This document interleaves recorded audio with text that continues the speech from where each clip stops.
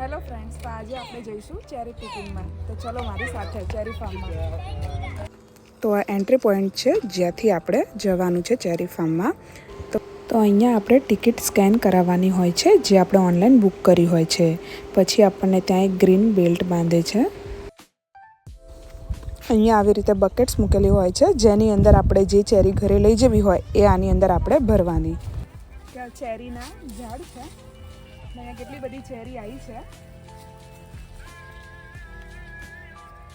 અને એકદમ fresh cherry હોય છે.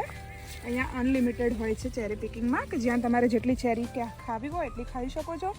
અને ઘરે લઈ જવા માટે એક્સ્ટ્રા ચાર્જીસ હોય છે, જે પર કેજી હોય છે કે $18 હોય છે. તો તમે જોઈ શકો છો કે અમારા અહીંયા લિટલ વને ચેરી પિકિંગ કરવાનું સ્ટાર્ટ કરી દીધું છે.